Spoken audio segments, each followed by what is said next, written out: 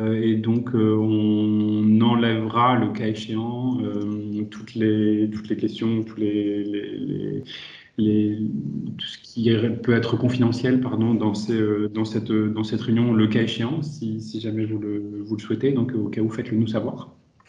Et donc, toute la session de questions et réponses ne sera pas enregistrée. Donc, c'est plutôt à la fin. Donc, on va avoir une vraiment première partie de présentation et ensuite une partie de questions et réponses. Est-ce que Jean-Florian, c'est toi qui avais enregistré la fois dernière? Oui, c'est bon, Parfait. c'est lancé l'enregistrement. Ok. Parfait. Donc, bonjour, bienvenue à toutes et à tous pour ce webinaire du Cluster 3 Fighting Crime and Terrorism et Border Management. On est ravis de vous accueillir aujourd'hui pour vous présenter au cours de ce second webinaire, puisqu'on en a déjà eu un la semaine dernière sur les appels Disaster Resilient Society, et on en aura un dans 2 jours sur les appels Increased Cybersecurity, Resilient Infrastructure, et puis les appels sur le Strengthening Security Research and Innovation. Voilà. Donc, je suis Julien Tenedos, coordinateur du point de contact national pour le cluster 3 au ministère de l'Enseignement supérieur et de la Recherche. Le point de contact, vous le savez, est là pour vous accompagner dans le dépôt des projets européens. Alors, accompagner, ça veut dire beaucoup de choses. C'est notamment vous informer et vous présenter les appels, essayer de faire en sorte que vous puissiez bien comprendre également quels sont les enjeux, les attendus de ce programme européen et de chacun de ces appels, et également de pouvoir vous guider dans la recherche ou l'identification de partenaires en France ou à l'international. Donc c'est voilà le cadre de nos missions. Vous pouvez nous interpeller directement, on est vraiment là pour ça. Donc on a une adresse générique pcn-sécurité@recherche.gouv.fr pour toute question qui pourrait se poser par rapport aux appels à projets européens. Le point de contact national de Cluster 3, c'est 2 membres également, donc Jean-Florian Baquet-Roulet. Tiens, j'ai Jean-Florian Baquet-Roulet qui est présent aujourd'hui et qui va vous présenter les appels. Frédéric Perlan également, qui est présent et qui est également membre de ce point de contact. Et puis, je suis aussi ravi d'accueillir Géraud Canet, qui est notre représentant au comité de programme et qui est là pour défendre les positions françaises. Salut Géraud. Les positions françaises et les négocier auprès de la Commission européenne. Salut Frédéric, merci à toi d'allumer ta caméra. Donc, on va commencer ce webinaire. C'est moi qui vais faire la présentation du programme Horizon Europe, même si j'imagine que vous connaissez à peu près les contours de ce programme, mais un rappel est toujours utile et efficace. Alors, normalement, j'ai la main, je peux passer les slides. Non, ça n'a pas l'air de bien marcher. C'est moi qui passe les slides là, ou c'est toi, Jean-Florian? Micro est coupé.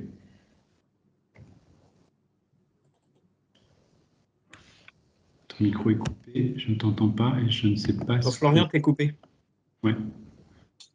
Pardon, non, c'est toi qui passes les slides actuellement. C'est moi qui passe les slides, mais alors ça va... Alors il doit certainement y avoir un laps de temps entre le moment où j'appuie et le moment où ça s'affiche. Est-ce que tu peux reprendre le contrôle? Je pense que ça ira plus vite si c'est toi qui le prends. Et si tu veux bien me mettre sur la seconde slide comme ça. Voilà, super. Merci beaucoup, Jean-Florian. Donc, Horizon Europe, pour vous présenter le programme de manière générale et synthétique. On s'appuie toujours sur cette même image du programme cadre de l'Union européenne. Donc, c'est un programme qui est porté par la Commission européenne, qui propose donc 95 milliards d'euros pour la recherche et l'innovation pour la période 2021 et 2027.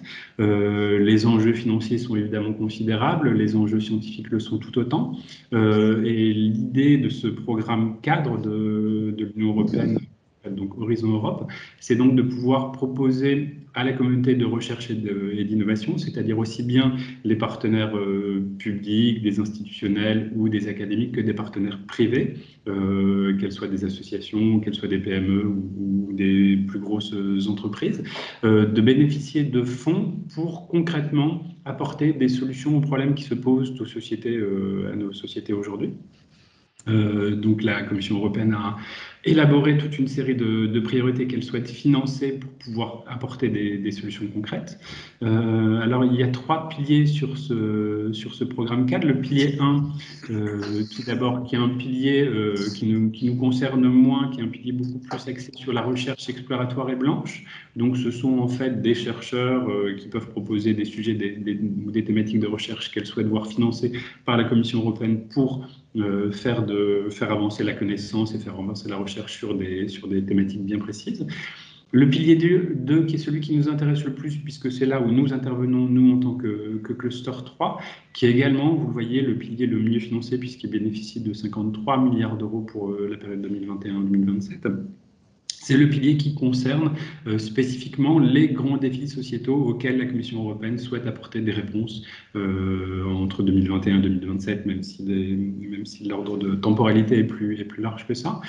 Sur 6 thématiques donc bien précises: la santé, les problématiques de culture, de créativité, de société inclusive, qui est le cluster dans lequel on trouve les appels pour les sciences humaines et sociales. Le cluster 3, sécurité civile pour la société, qui est donc notre cluster, ce dont nous nous occupons nous spécifiquement. Également des thématiques de numérique, d'industrie et d'espace qui sont financées, de climat, d'énergie et de mobilité, et également d'alimentation, de bioéconomie, de ressources naturelles, d'agriculture et d'environnement. Donc nous, on va vraiment, en tant que point de contact national pour le cluster 3, travailler sur les appels de la sécurité civile pour la société, mais on va aussi essayer de vous apporter des informations sur tout ce qui pourrait être besoin complémentaires de sécurité dans les autres thématiques de santé, de culture, de numérique, de climat et d'alimentation. C'est un travail qu'on est en train d'effectuer, qu'on va effectuer prochainement avec mes collègues, mais on sera donc également référent pour sécurité sur ces autres appels. Et enfin, un pilier 3 d'Horizon Europe, sur lequel je passe un peu plus vite, même s'il peut vous intéresser plus spécifiquement, puisqu'on y retrouve notamment le conseiller européen de l'innovation, qui va donc financer le déploiement de toutes les innovations, et notamment des innovations technologiques. Voilà pour ce programme cadre. Est-ce qu'on peut passer à la slide suivante, s'il te plaît, Jean-Florian ? Voilà, donc ce pilier 2, dans lequel on retrouve la sécurité civile pour la société. Ici, c'est une approche, comme on l'appelle, top-down, hein, c'est-à-dire que la Commission européenne a déterminé plusieurs priorités et plusieurs thématiques sur lesquelles elle souhaite que la communauté de recherche et d'innovation apporte des réponses à travers des opérations de recherche ou d'innovation. Et donc, elle cible à chaque fois des thématiques bien particulières sur lesquelles, en fait, elle écrit des appels. On va les voir, c'est ce qu'on va détailler par la suite. Elle écrit des appels bien précis sur chacune de ces thématiques pour lesquelles elle demande une réponse précise. Donc, l'idée, c'est vraiment de répondre, en quelque sorte, à une commande de la Commission européenne sur ces appels-là. Les règles qui gèrent chacun de ces clusters sont à peu près les mêmes sont d'ailleurs toutes les mêmes pour tous les clusters. Ce sont des projets collaboratifs, transdisciplinaires, comme c'est indiqué, transsectoriels et transnationaux. C'est-à-dire que pour chacun de ces projets, il faut pouvoir répondre au sein d'un consortium. Il faut créer un consortium avec un leader du consortium et à minima 2 autres partenaires situés dans 2 autres pays différents, qui soient membres de l'Union européenne. Et donc, cette règle prévaut pour la réponse à tous les appels. Donc, à minima, il y a toujours 3 partenaires pour répondre à des appels à projets, sachant qu'en moyenne, la plupart du temps, est-ce qu'on peut revenir juste avant sachant qu'en moyenne, la plupart du temps, les consortiums concentrent de 7 à 15 partenaires. Ce qui est tout à fait normal, puisque en même temps, le financement qui est alloué est de 2 au minimum à 5 millions d'euros pour les appels à projets. Donc, quand on imagine, par exemple, un consortium à 20 partenaires pour un budget de 2 millions d'euros, ça divise assez rapidement les moyens qui sont alloués à chacun des partenaires. Voilà. Actuellement, sur chacun de ces appels, il n'y a plus d'indication en termes de temps attendu pour répondre à l'appel à projet. Mais précédemment, dans Horizon 2020, il était toujours indiqué qu'une période de 36 mois était nécessaire pour répondre à chacun de ces appels à projet. Et nous considérons que c'est toujours à peu près que c'est une règle qui se tient. Elle n'est plus écrite, mais je pense qu'elle se tient toujours. 3 types de projets pour répondre à ces appels à projets, des RIA, des IA et des CSA, Research and Innovation Actions, Innovative Actions ou Coordinations and Support Actions. On va voir plus tard ce que ça veut dire. Il y a une certaine logique qui régit chacun de ces appels à projets. Voilà. On peut passer sur la slide suivante si tu veux bien, Jean-Florian. Merci. Voilà, comme je vous le disais, donc critères d'éligibilité sur ces projets collaboratifs. On va vous retransmettre ces slides, donc je pourrais y passer rapidement, mais j'en ai déjà parlé. Minimum 3 entités légales de 3 États membres. Et puis on voit ici les États associés ou en cours d'association avec lesquels on peut donc également avoir des partenariats et les impliquer dans les appels à projets européens. On vous laisse la liste complète et actualisation des États associés ici dans le lien qu'on vous met directement dans la présentation. On peut passer à la slide suivante. Voilà. L'évaluation des projets Horizon Europe, en effet, c'est quelque chose qu'on a rajouté parce qu'il est intéressant de le savoir. Chaque dossier, chaque candidature qui est déposée par les candidats repose sur 3 critères principaux. L'excellence, qui est également le critère qui a le plus de poids dans le dossier. L'impact, chaque appel, et donc c'est clairement marqué sur chaque appel, il y a toujours des expected outcomes attendus par la Commission européenne, donc des impacts concrets sur lesquels elle attend des réponses et des solutions concrètes, ou des données ou des recherches concrètes qui permettront de faire avancer des innovations. Donc l'impact est quelque chose de très important dans les dossiers européens. Et ce qu'on appelle l'implémentation ou l'efficience de la mise en œuvre, c'est-à-dire comment est-ce que vous allez mettre en œuvre les solutions que vous proposez ou la manière dont vous proposez de faire cette action de recherche et d'innovation. On vous indique ici de manière générale le processus d'évaluation en 1 ou 2 étapes. Le cluster 3 pour l'instant, en tout cas tous les appels du cluster 3 ne se font qu'en une seule étape. Donc on dépose un dossier et il est évalué. Il y a une période de 5 mois pendant laquelle les dossiers sont évalués et ensuite on a donc la notification par la Commission européenne qu'on ait le REA ou qu'on ne l'ait pas. 5 mois d'évaluation et 3 mois de contractualisation. Et on vous a mis ici les nouveautés par rapport à Horizon 2020. Il n'y a pas beaucoup de changements par rapport à Horizon 2020 pour ceux qui connaissent. Et il est de coutume de le dire, et donc je me dois de le dire, que Horizon Europe par rapport à Horizon 2020, c'est une évolution, ça n'est pas une révolution. Donc c'est à peu près la même chose et on essaie de simplifier juste la manière de répondre aux appels à projets. Voilà. On peut passer à la slide suivante.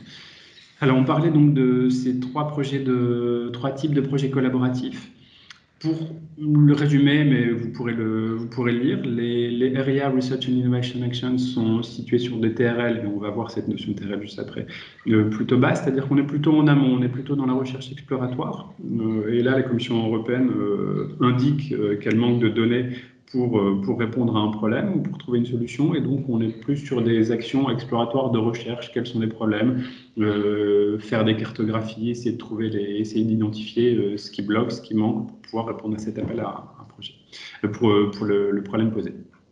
Les actions d'innovation sont sur des TRL plus élevés, donc on est déjà quasiment à l'étape d'industrialisation d'une technologie ou de la mise en place sur le marché d'un produit. Et là, on est vraiment beaucoup plus en aval. On a déjà bien avancé sur les données. La Commission européenne considère que les données sont suffisantes pour pouvoir élaborer des solutions qui soient applicables, ou en tout cas sur lesquelles elle soutient le déploiement et l'applicabilité sur des TRL qui soient plus élevés. Et enfin, les CACA, qui sont des Coordinations and Support Actions, qui, eux, sont plutôt généralement, alors, soit la mise en place de réseaux de recherche, soit de la valorisation sur des données ou sur des solutions qui existent, valorisation, dissémination, diffusion, ce genre de choses. Voilà. Donc, moins sur la production d'innovation technologique ou de solutions que sur de la mise en place de réseaux ou de valorisation des recherches. Voilà. On peut passer à la slide suivante. Merci. Voilà, donc on parlait des TRL. Je crois que tu peux rappuyer, Jean-Florian, puisqu'il y a une petite animation qui doit se mettre en place. Les TRL, donc c'est un peu l'idée, c'est vraiment ça, on part de zéro, c'est l'idée. On a juste une idée, on est vraiment sur quelque chose de très amont. Et les TRL, en TRL 9, on se situe donc à quelque chose de commercialisable, mis en place sur le marché d'un produit. Concernant le cluster 3, on est vraiment situé entre les TRL 4 et 8. Sur un même appel, on ne passe pas d'une TRL 4 à 8. On est plutôt sur 2 ou 3 échelles de TRL. Par exemple, on passe d'une TRL de 4 à... On demande à ce qu'un appel, à la fin de l'appel, soit sur une TRL de 4 à 6 ou de 7 à 8. On n'est pas sur une TRL de 4 à 8 directement. Donc voilà, sur les premières TRL 4 à 5, on retrouvera plutôt les RIA, et sur les TRL 7-8, on retrouvera plutôt les IA. Voilà. Même si parfois il y a des IA qui n'ont pas de TRL.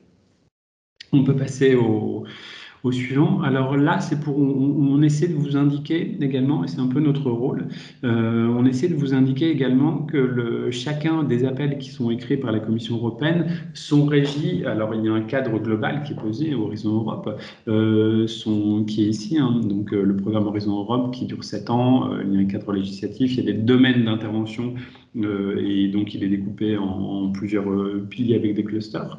Et derrière, en fait, un appel qui se retrouve ici tout en bas, il y a toute une démarche logique, pas uniquement hiérarchique, mais logique de la Commission européenne pour répondre à ces appels à projets. Donc, en ayant écrit le programme Horizon Europe, elle avait donc une grande vision qui était donc de pouvoir produire des solutions pour les grands problèmes qui se posaient à notre société. Elle a écrit, la Commission européenne a donc écrit un programme stratégique pour 4 ans, 2021-2024, qui s'appelle le plan stratégique pour Horizon Europe, qui est consultable et qui est intéressant de lire aussi parce qu'elle donne un peu les grandes directions. Il y a quatre grandes domaines d'impact ou d'intervention sur lesquels elle souhaite que la communauté de recherche et d'innovation travaille. Et chacun de ces clusters, que ce soit en santé, en sécurité, en culture ou autre, apporte une pierre à cet édifice que la Commission européenne a construit. Donc il est intéressant, il est toujours nécessaire, même on estime qu'il est nécessaire de lire cette planification stratégique d'Horizon Europe 2021-2024 qui peut apporter des éléments à prendre en compte dans la réponse à vos appels à projets. De cette planification stratégique découle un programme de travail pour chaque cluster qui lui est écrit sur 2 ans. Alors ça a donné lieu pour le cluster 3 au programme de travail 2021-2022 dont on va vous présenter les appels 2022. Et chacun de ces clusters sont groupés en destinations. Pour le cluster 3, donc 6 destinations. Donc là, on va en présenter 2 aujourd'hui, qui donnent lieu donc à chacun à des topics, à des appels particuliers. Donc il y a vraiment, si vous voulez, une vraie logique entre le programme Horizon Europe et la déclinaison en topics. Voilà, donc ce sont autant d'éléments, si vous voulez, à prendre en compte quand vous répondez à un appel à projet. Merci Jean-Florian. Comme je vous le disais, donc le cluster 3, il y a plusieurs Key Strategic Orientations, il y en a donc 4. Le cluster 3, lui, vient surtout alimenter 2 Key Strategic Orientations, la A et la D, je vous laisse en prendre connaissance. Et aujourd'hui, donc, nous, les appels dont on va vous parler aujourd'hui sont plutôt dans cette Key Strategic Orientations, la D, puisqu'on va parler pour les appels Fighting Crime and Terrorism, Tackling Crime and Terrorism, là, donc l'impact 13, et pour les appels Border Management, l'impact 12, dont on va pouvoir vous montrer le détail, puisqu'on en a extrait les bonnes feuilles, comme on peut dire, dans les slides suivantes pour vous donner un aperçu de ce qui est concrètement attendu.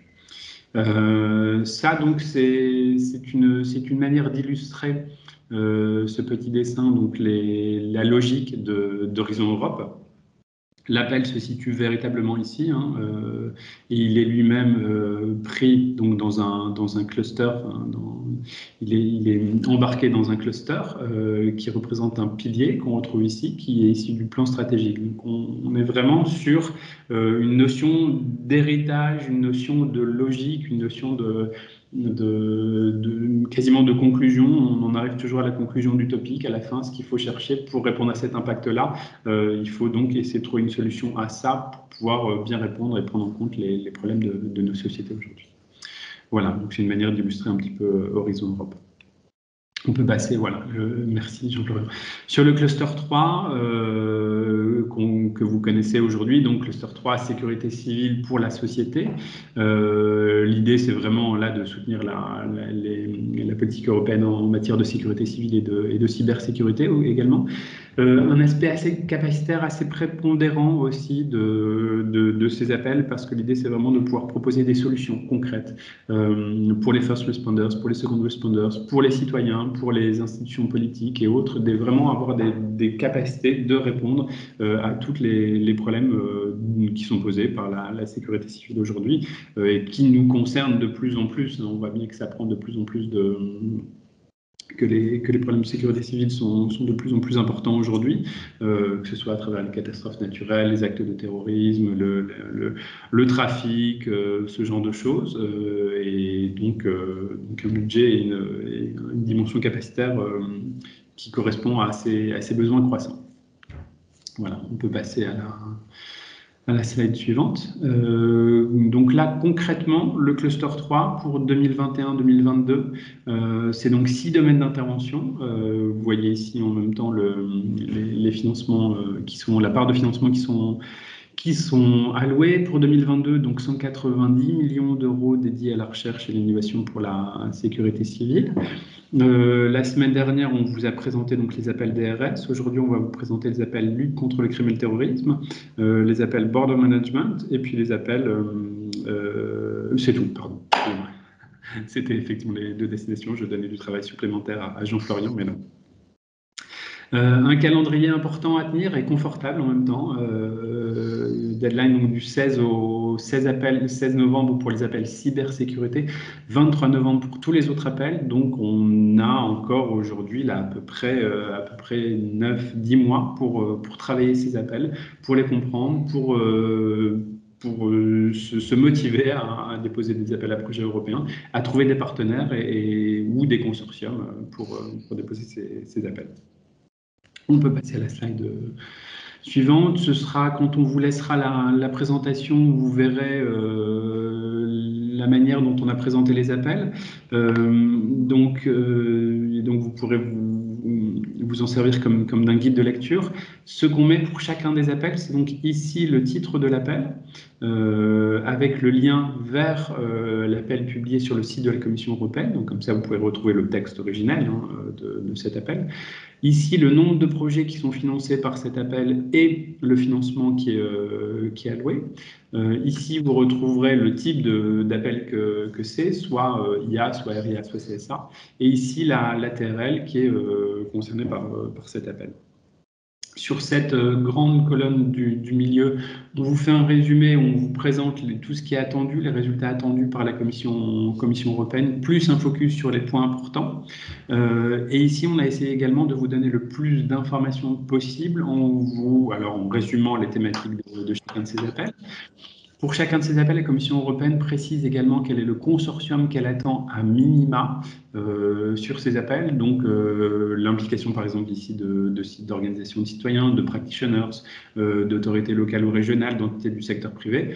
Donc là, on voit que ça fait déjà 1, 2, 3, 4 partenaires obligatoires pour constituer une réponse à un appel. Donc, ça vous donne à chaque fois au moins une première visibilité sur les attendus de cet appel. Le cas échéant, on vous indique s'il est nécessaire de faire appel à la communauté de recherche en sciences humaines et sociales. Alors, je suis également coordinateur du point de contact national cluster de culture, créativité et société inclusive, donc qui concerne la recherche en sciences humaines et sociales. Donc, si vous voyez cet acronyme SHS apparaître ou s'il est indiqué dans l'appel qu'il faut faire appel à la communauté de recherche en sciences humaines et sociales, n'hésitez pas à revenir vers moi si ça reste confus pour vous, cette appellation. Et enfin, on a essayé également de vous présenter dans cette partie topique ici les appels qui ont été précédemment financés par la Commission européenne sur cette même thématique que celle qui concerne cet appel particulier, et donc de vous fournir un lien vers le texte de l'appel des précédents work programmes de la Commission européenne. Et dans ce lien, en fait, tout en bas de la page, alors vous pouvez consulter l'appel à projet qui a été publié précédemment par la Commission européenne, et tout en bas, vous trouvez aussi toute la liste de tous les lauréats qui ont été financés par la Commission européenne pour répondre à un appel qui nous semble similaire dans les thématiques précédentes, donc d'Horizon 2020, et donc ça peut vous donner aussi une manière, ça peut vous donner à voir la manière dont chacun de ces consortiums a répondu et a été lauréat donc, par la Commission européenne, et ça peut vous donner aussi l'idée des partenaires qui ont répondu en France ou à l'international, et donc vous pouvez aussi les noter pour pouvoir les solliciter plus tard si jamais vous souhaitez répondre à cet appel à projet. Donc un travail important, je remercie vraiment mes collègues d'avoir fait ce travail parce qu'il est extrêmement utile pour vous. La Commission européenne considère toujours que c'est un atout de pouvoir valoriser ou de pouvoir s'appuyer sur des recherches qui ont été précédemment faites par des projets lauréats. Donc ça répond un peu à deux attendus de la Commission européenne. Voilà. Et je pense qu'en passant la slide suivante, Jean-Florian, c'est le moment où je te laisse la parole. Voilà. Je vous remercie. Je laisse la parole à Jean-Florian et puis n'hésitez pas à vous servir du chat. Je répondrai le cas échéant aux questions. Et Jean-Florian, je te laisse préciser comment est-ce que tu souhaites que les gens interviennent ou non. Voilà. Merci Julien. Bonjour à tous, Jean-Florian Baquet-Roulet. Je suis membre du PCN Sécurité, au sein du ministère d'Enseignement supérieur de la Recherche et de l'Innovation, sur le cluster 3 que Julien vous a présenté. Donc, je vais vous présenter ici deux familles d'appels, les Fighting Crime Terrorism. On va commencer par ces sujets-là. Donc, on retrouve 7 appels. Et ensuite, les appels autour du border management, c'est-à-dire tout ce qui est protection des frontières. Donc, je vais bien entendu passer les appels les uns après les autres. L'objectif, c'est que je puisse vous présenter de manière synthétique ces appels. Le support de présentation vous sera fourni à l'issue de la présentation. Je vous invite soit à écrire un message dans le chat si vous y avez accès, ou bien à intervenir après chaque appel. Alors, il se peut, et je m'en excuse par avance, que je ne sois pas capable de répondre dans le détail si vous avez des questions très spécifiques sur les appels. Très souvent, à ce moment-là, on vous invite à nous recontacter à l'issue de la réunion pour organiser un point avec le PCN pour voir en particulier votre sujet. Pour autant, si vous avez des questions, n'hésitez pas à nous solliciter dès maintenant pour qu'on puisse traiter votre demande. Alors, Fighting Crime Terrorism, qu'est-ce que c'est? Donc, c'est 7 appels pour 7 lauréats avec un budget en 2022 évalué à 31 millions d'euros. C'est parmi ces 7 appels, 4 Innovation Action, 2 Research and Innovation Action et 1 Coordination and Support Action. Ces 5 appels à projets qui ont un lien avec le cluster 2 des sciences humaines et sociales, et 3 appels à projets qui ont un lien avec la coopération internationale.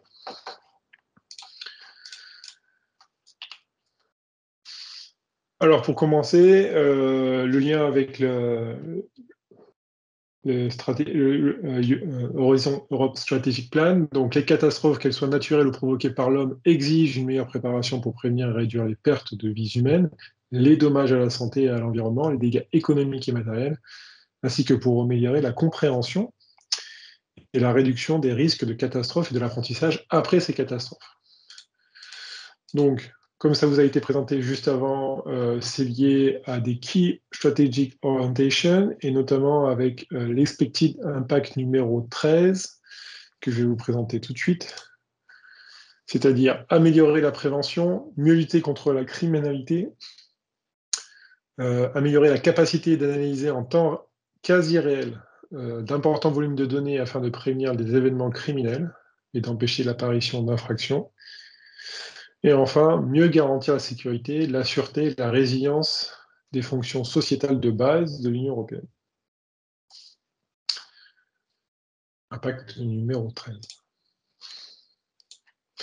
Alors, les défis, vous les connaissez tous. Je pense que de près ou de loin, vous en avez soit entendu parler dans l'actualité, soit vous travaillez dessus.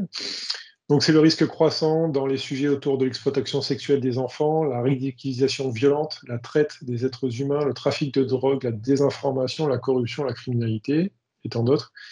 Et d'une manière générale, c'est également la menace terroriste NRBCE dans l'espace public. Alors, pour rappeler l'acronyme NRBCE, c'est-à-dire la menace terroriste nucléaire, radiologique, bactériologique, chimique et explosif dans l'espace public. Alors, quels sont les impacts de la destination FCT, donc Fighting Crime and Terrorism? C'est une meilleure analyse de l'information pour les autorités policières, une meilleure collecte des preuves légales pour les traduire en justice. Vous verrez que sur les premiers appels, on a une dimension assez forte en lien plutôt avec l'aspect juridique et criminalité. La sécurité accrue des citoyens dans le cyberespace et face au terrorisme, et l'amélioration de l'image des forces de sécurité intérieure et le renforcement de la prévention. Donc, vous allez voir des sujets relatifs à différents politiques d'orientation de la Commission européenne. Alors, je vous les donne et vous pourrez les analyser de votre côté si vous le souhaitez. Donc, tout ce qui est Security Union Strategy, Counter-Terrorism Agenda et New Pact on Migration and Asylum. Donc, c'est-à-dire tout ce qui est la stratégie de l'Union européenne pour l'Union de la sécurité, l'agenda du contre-terrorisme et le nouveau pacte sur la migration et l'asile. Alors, on va commencer par le premier appel, donc l'appel FCT 0101, donc de 2022. Bien entendu, vous avez des liens hypertextes qui vous permettront de renvoyer directement sur les appels de la Commission européenne.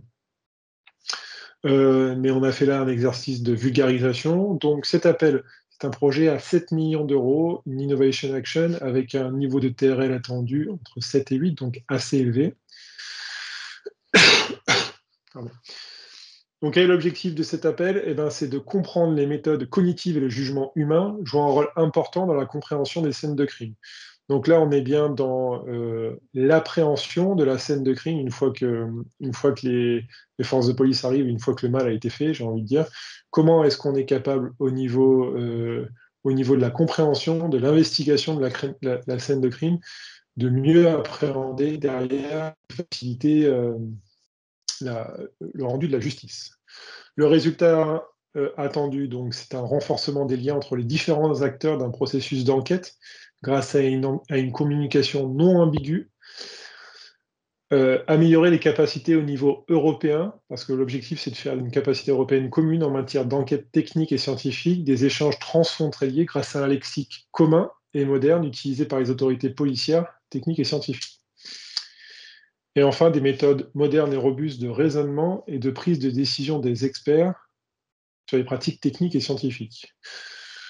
Donc, il n'y a pas d'obligation de consortium sur cet appel-là. En revanche, il y a d'autres disciplines et vous pouvez vous rapprocher, vous renseigner auprès du Justice Programme de l'appel de 2014 à 2020. Je vous ai également mis des liens avec ceux peut-être d'entre vous qui ont travaillé sur les appels H2020 Security Society Work Programme. Et donc, il va y avoir un lien très fort. Un point important, c'est le lien fort qui peut y avoir avec d'autres appels qu'on va voir juste après, qui sont les appels 0104 et 0102. Donc, on est bien sur les autorités policières qui sont confrontées à des scènes de crime de plus en plus complexes à analyser. Et donc, on comprend aujourd'hui que l'analyse traditionnelle de ces scènes de crime par la police scientifique, c'est généralement fait par différentes techniques. Et l'objectif, c'est d'harmoniser au niveau européen et de se mettre au niveau de la complexité actuelle des scènes de crime. Je regarde s'il n'y a pas de questions dans le chat, sinon je continue. Sur le prochain appel, alors le prochain appel est l'appel 0102. Alors cet appel-là, excusez-moi. Cet appel-là, l'objectif, c'est de comprendre l'influence des cultures organisationnelles et des interactions humaines dans le contexte technique et scientifique et de créer, là encore, un lexique commun. On est toujours dans la scène de crime, sauf que cette fois-ci, on est sur un RIA, donc un niveau de TRL plus bas, niveau de TRL 4 à 5, avec un projet financé à hauteur de 3 millions d'euros. Et là, un consortium est demandé à minima avec 2 autorités policières, 2 autorités de police technique et scientifique, provenant de 3 différents membres, de 3 différents États membres. Donc, quel est le résultat attendu ici? C'est le renforcement de la capacité européenne commune en matière d'enquête de police technique et scientifique, développer des résultats plus sûrs en matière de justice grâce à une meilleure compréhension de l'impact des interactions humaines, et des méthodes modernes et robustes de raisonnement et de prise de décision des experts. Il sera demandé là un niveau de coopération avec l'European Network of Forensic Science Institute, le NFCI, et vous retrouverez là aussi, bien entendu, des liens avec les appels 0102, 0104 et 0101, qui a été précédemment vu. Donc, il est essentiel de comprendre l'interaction humaine tant au niveau interne que dans le contexte européen, qui influe les décisions à tous les niveaux d'un processus d'enquête pour obtenir un résultat sûr en matière de justice. Les pratiques techniques et scientifiques, il est crucial de comprendre l'impact de différents types de biais et l'interprétation et le raisonnement, et de développer des méthodes pour accroître la robustesse du raisonnement. Donc les recherches sont nécessaires pour évaluer, développer et améliorer les méthodes et les techniques cognitives qui permettent de communiquer sans ambiguïté dans un contexte technique, scientifique et juridique, ainsi que pour développer et améliorer les mécanismes de communication entre les acteurs de la chaîne de la justice pénale. Donc un lien très fort avec l'aspect juridique. On a une question. N'hésitez pas à nous solliciter via le chat, excusez-moi. On va pouvoir passer à l'appel 0103. Alors, l'appel 0103, c'est un appel doté de 3 millions d'euros, un RIA également avec un niveau de TRL donc de 4 à 5. Donc là, on est dans la radicalisation et les jeux vidéo. Et l'objectif de cet appel est de comprendre et prévenir les stratégies de recrutement des extrémistes violents dans les jeux vidéo. Alors, les résultats attendus, ça sera des analyses et des études, des outils de formation, des sensibilisations des citoyens, la collaboration entre tous les acteurs impliqués, l'élaboration et la mise en place de régulations efficaces. Dans ce consortium, il est attendu 3 autorités policières, mais également des industries des jeux, des experts en jeux, des spécialistes en informatique, des cyberpsychologues. Et bien entendu, c'est pour ça que vous y trouvez une synergie avec le cluster 2, mais aussi le cluster 4, des compétences en sciences humaines et sociales pour le cluster 2, et puis en numérique pour le cluster 4. Vous y retrouvez ici les appels H2020 de 2015, 2018, 2020, qui ont traité des mêmes sujets. Et une coordination qui est demandée avec le cluster 2, comme je l'expliquais juste avant, cluster 2, sciences humaines et sociales, sur l'extrémisme politique. Donc aujourd'hui, on sait que les jeux en ligne servent d'outils de recrutement pour les extrémistes violents. Il est donc essentiel de faire des recherches sur l'utilisation de ces outils comme plateforme de recrutement, sur les types de jeux, leur esthétique, les thèmes, la stratégie de recrutement, et sur la base de ces analyses, quelles solutions mettre en place par les autorités de police.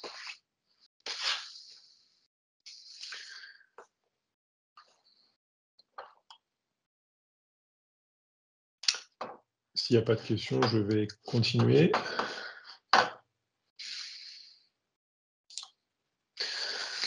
Alors, l'appel 0104. Donc là, on est sur un appel CSA, un projet à 3 millions d'euros, donc pas de niveau de TRL sur les projets CSA. Donc l'objectif, c'est de protéger les lieux publics tout en respectant la vie privée et en évitant la surveillance de masse. Alors, l'objectif derrière, c'est quoi? C'est aujourd'hui l'augmentation de la vidéosurveillance et de la vidéoprotection publique et privée ont conduit à faire qu'aujourd'hui, les citoyens, vous, nous, tout le monde, sont à peine capables de savoir où leurs données ont été capturées et donc comment faire usage de leurs droits tels que leur garantit la législation et la réglementation européenne et RGPD. Donc lorsque les citoyens, en tant que sujet de surveillance, devient transparent vis-à-vis des opérateurs publics et privés de surveillance, les opérateurs eux-mêmes restent dans de nombreux cas inaccessibles, et donc les innovations technologiques utilisées devraient pouvoir être capables de n'enregistrer, de ne stocker et de ne traiter que les informations pertinentes. Alors, je termine l'appel et ensuite je traite votre question, Monsieur Pilon. Donc, par rapport à cet état de fait, quels sont les résultats attendus? Tout d'abord, c'est une compréhension de l'impact de la surveillance massive des lieux publics sur le comportement des citoyens, une transparence des différentes formes de surveillance vis-à-vis du citoyen, une protection publique améliorée via des surveillances responsables, minimales et respectueuses de la vie privée, on a parlé de la réglementation RGPD, et la proposition de meilleures pratiques et de normes partagées par les autorités locales, les opérateurs et les législateurs. Le consortium qui est demandé ici est à minima 3 autorités de police, d'au moins 3 États membres de l'Union européenne ou pays associés. Et donc là aussi, on a une synergie avec le cluster 2, c'est-à-dire les sciences humaines et sociales. Les appels H2020 qui s'y rapprochent sont les appels en 2019 et en 2020. Et donc, il y a une dimension de genre surveillance responsable, privacy by design. Ça, ce sont des directives annoncées par l'Union européenne. Alors, je vais traiter la question. Bonjour. Comment la collaboration avec l'ENFSI est-elle considérée? Est-ce par l'intégration d'un laboratoire du réseau dans le consortium? Alors, Monsieur Pilin, là, comme ça, je peux pas vous... En ce qui me concerne, je ne peux pas vous répondre. Est-ce que peut-être un autre collègue du PCN peut vous répondre? Est-ce que tu veux que j'apporte un petit complément? Ouais. Bonjour Oui, André. je veux bien. Merci. Ouais, alors moi, je dirais pas forcément. C'est pas nécessaire que d'inviter l'ANSSI ou un partenaire ou un membre de l'ANSSI dans le consortium. Ça peut aider évidemment, mais c'est pas obligé. Par contre, il faut effectivement prendre contact avec l'association et bien documenter dans la proposition comment on envisage cette collaboration en fait. Donc, j'imagine que l'ANSSI, elle produit des documents, elle produit des roadmaps, donc il faut déjà connaître les roadmaps, il faut savoir comment on s'inscrit dedans et comment on compte participer, éventuellement par l'adhésion. L'ANSSI, c'est une structure associative en fait. Hein. Oui, je la connais parfaitement, Géraud. Donc le Oui, problème, c'est qu'ils font surtout du broadcasting, si tu veux, avec oui, les laboratoires, oui. et ne participent pas directement au projet, d'où ma question. Non, mais c'est pas nécessaire en fait. Alors effectivement, il peut y avoir la question de l'adhésion des membres du consortium, mais pour moi, il n'y a pas d'obligation d'être adhérent quand on dit une collaboration. Il n'y a pas d'obligation d'être adhérent ou d'avoir des... Par contre, il faut montrer je pense qu'il faut convaincre dans la proposition sur le fait qu'on connaît très bien la roadmap de NC, sa structure et comment on envisage d'être en contact et en collaboration pour correspondre à la roadmap.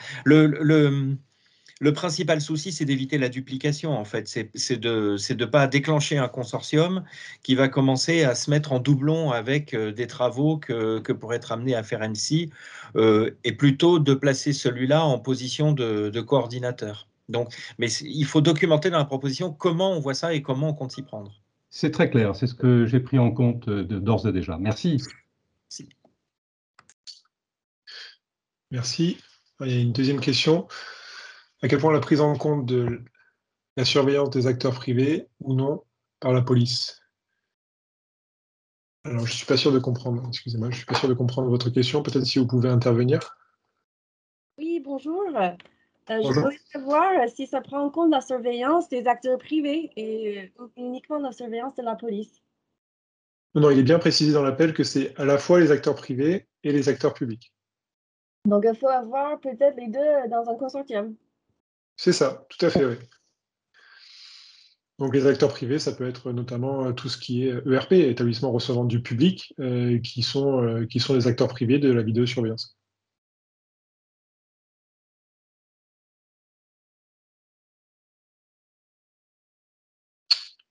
Est-ce qu'on a répondu à votre question, Madame Peterson? Oui, merci. Oui. Ok.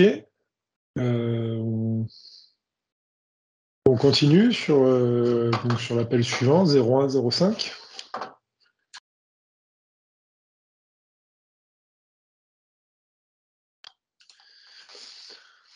Alors, appel 0105. Donc là, on sort nouvelle thématique qui va nous lier jusqu'à la fin des appels FCT. Donc c'est tout ce qui est prévention de la lutte contre le crime organisé. Sur plusieurs sujets, on va voir tout ce qui est trafic de drogue, corruption, trafic d'humains. Donc là, on va commencer par la corruption. Donc l'appel 0105, mieux protéger l'Union européenne et ses citoyens contre la corruption. Alors, l'objectif, les résultats attendus, c'est de faire bénéficier les autorités de police, les gardes-frontières et les autorités de surveillance financière européenne d'outils plus performants, modernes et validés, améliorer les stratégies de coopération entre la police et les gardes-frontières européens dans la lutte contre la corruption et le démantèlement de réseaux criminels, et améliorer l'élaboration de politiques liées à la lutte contre la corruption. Donc il est nécessaire d'estimer l'impact de la corruption. Il s'agit à la fois d'un impact social, des facteurs qui la valorisent et l'entravent, de l'impact sur les groupes vulnérables, les coûts économiques et les coûts fiscaux que cela représente. Et le rôle de la corruption en tant que catalyseur d'autres crimes qui méritent également d'être analysés, la corruption de plus en plus facilitée par les services en ligne, sur le terrain fertile, l'activité criminelle organisée et le terrorisme. Donc on y retrouve notamment tout ce qui est dark web également. Le consortium doit répondre à minima à 2 autorités de police, 2 autorités de garde frontière d'au moins 3 États membres de l'Union européenne.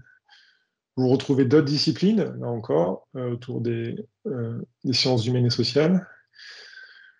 Et le consortium peut faire appel à d'autres appels tels que l'appel FCT 0101 que vous avez vu, qu'on a vu en fait tous les appels FCT 01 qui ont été publiés en 2021. Un projet à 5 millions d'euros, une IA avec un TRL attendu de 6 à 7. Une question? Oui. Bonjour Jean-Florian, Marc Benoît, Société VSM. Bonjour. Quand tu parles, tu dis faire bénéficier les autorités de police, gardes frontières, autorités de surveillance financière européennes d'outils plus performants, modernes et validés. Est-ce qu'un simulateur d'hélico, la formation dans des simulateurs d'hélico liés à la surveillance des frontières pour rentrer dans ce cadre? Alors, a priori, je ne pense pas, je ne pense pas que dans les simulateurs d'hélicoptères, on puisse utiliser ce type de technologie. A priori, après, il faut voir en fait derrière le consortium et les autres industriels qui vont travailler avec vous. Mais a priori, un simulateur d'hélicoptère, là, dans cet appel-là, je ne vois pas tout de suite de solution. Très bien. Merci. De rien. Madame Ristani? Pas Madame Ristani, je suis avec elle. Je suis Jean-Christophe Dubois de la société ProTube VR. Donc, nous sommes en train de monter un simulateur en fait de formation pour l'armée et toutes les armées. Je vois dans le consortium qu'il faut à minima 2 autorités de police et 2 autorités de garde frontière d'au moins 3 États membres. Ce qui veut dire qu'en gros, il me faut 2 gardes frontières et 2 autorités de police par État membre, c'est ça? Ou est-ce que c'est dans les 3 États membres qu'on doit prendre ces 4? Non, il faut que c'est parmi les 3 États membres. Parmi au moins 3 États membres, on doit retrouver 2 autorités de police et 2 gardes frontières. D'accord, parfait, merci beaucoup. Alors, pour le détail, vraiment pour la bonne tournure, parce que là, on est vraiment sur de la vulgarisation, prenez l'appel, et là, vous aurez exactement les critères attendus. Il y a une question dans le chat. Est-ce 2 autorités de police? Je pense qu'on a répondu. 4 acteurs minimum obligatoires ou 2 acteurs parmi eux. Alors, je m'excuse, monsieur Hoffman, je ne suis pas sûr de comprendre la question. Est-ce que vous pouvez intermédiaire à l'oral? Oui, bonjour. Oui, bonjour. Oui, donc c'était pour... oui, je pense que vous avez déjà un peu répondu, c'était pour être sûr, voilà, c'était vraiment 3, parmi les 3, si on a par exemple un consortium de 4 partenaires, Oui. Enfin, plutôt on va dire de 5 partenaires, il faudra automatiquement dans ces 5 partenaires on est 2 autorités de police, 2 autorités de garde-frontière, et que du coup, il ne nous reste plus que le 5e partenaire pour, par exemple, mettre une université.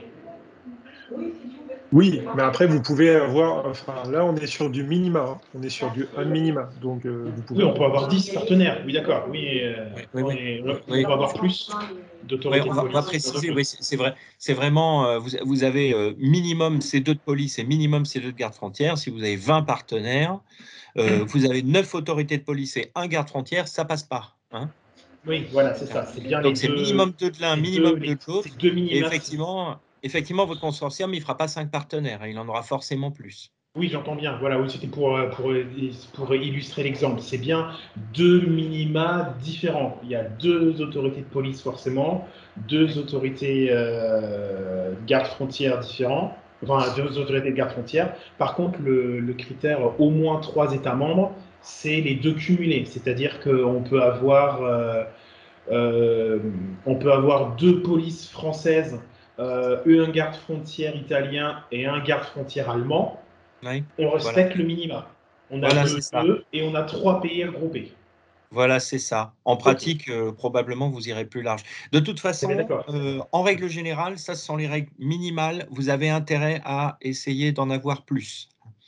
Parce que, surtout parfois, avec, sans vouloir offenser nos amis de la police et des gardes-frontières, vous pouvez avoir des aléas, des retraits de dernière minute ou des difficultés à s'engager qui peuvent être très longues et qui peuvent vous faire, qui peuvent apporter un peu de suspense. Donc, oui, vous avez intérêt à sécuriser. Comment ? Oui, je pense que pour ce type de projet, à mon avis, il faut à minima, idéalement, une autorité de police et une autorité de garde-frontière par pays représenté. Je pense que ça me semble. Après, c'est pas toujours évident, mais voilà, ou au moins de l'un toute des façon, deux. Idéalement, un de chaque par pays représenté. À minima, au moins un des 2 par pays représenté dans le consortium. Moi, ça me semble. Vous faites au mieux, mais de toute façon, considérez bien, et là c'est valable pour celui-ci comme pour tous les autres topics, on vous donne des règles minimales, ça ce sont des critères d'éligibilité, ce qui signifie que si vous ne les remplissez pas, vous êtes d'emblée éliminé, vous n'êtes pas évalué.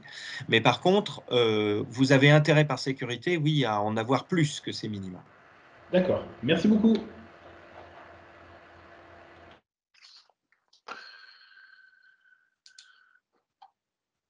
Alors, on avait Monsieur Duroyon qui avait levé la main.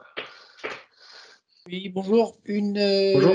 Une question sur le premier point. Vous dites faire bénéficier les autorités de police, les gardes-frontières, les autorités de surveillance, etc., d'outils plus performants, modernes et validés.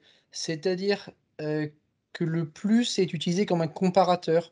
Vous avez une idée un petit peu de quels outils on parle ici, ou est-ce que c'est mentionné dans le document complet? Alors non, c'est pas plus mentionné que ça, et il va falloir justement faire l'analyse de l'existant. D'accord, d'accord. Ok. Bon, il va falloir creuser, quoi. C'est ça. Très bien, merci.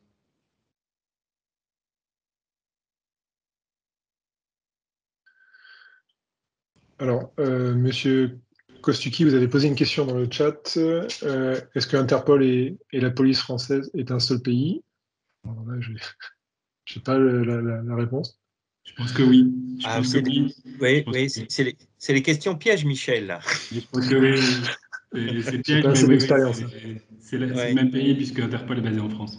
Oui, voilà. Donc, c'est une question piège. En plus, je crois que quelqu'un de mon équipe a la réponse, mais je la pose quand même. Et François a une opinion différente. Non, mais je crois qu'Interpol, là, on est vraiment d'un point de vue strictement administratif européen. Donc, effectivement, le numéro PIC d'Interpol pointe vers FR, donc c'est FR.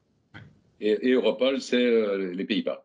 Exactement. Ça, voilà. Et c'est vrai pour les autres organisations européennes. Il y en a d'autres. Hein.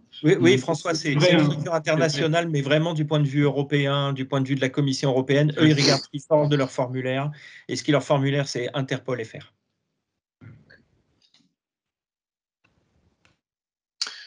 Alors, je vais continuer sur le prochain appel.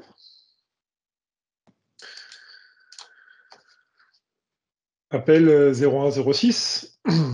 Alors, donc là, c'est mieux protéger l'Union européenne et les citoyens contre la production et le trafic de drogue. Donc les résultats attendus, une vision améliorée et complète des renseignements dont disposent les forces de sécurité et les décideurs politiques dans la production et le trafic de drogue, le renforcement de la capacité des forces de sécurité à identifier les groupes criminels organisés, amélioration du contrôle des produits chimiques à double usage utilisés pour la production de drogue, et enfin aider les autorités européennes de police et de garde-frontières pour qu'ils bénéficient de meilleures stratégies de coopération dans la lutte contre le trafic de drogue, le démantèlement des réseaux criminels qui y sont liés.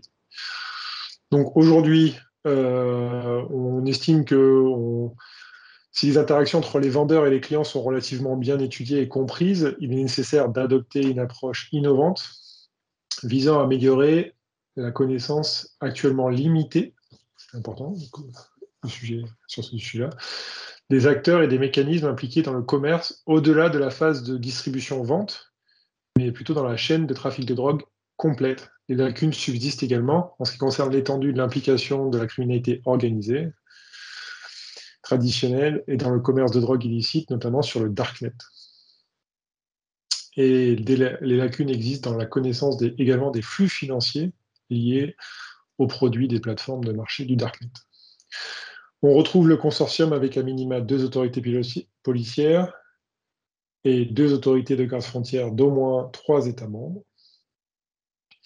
On retrouve des synergies avec des appels border management, qu'on verra juste après, de CERIS, et des appels en 2021 tels que FCT 0108, FCT 0109, 0110, l'appel précédemment vu, et le prochain appel.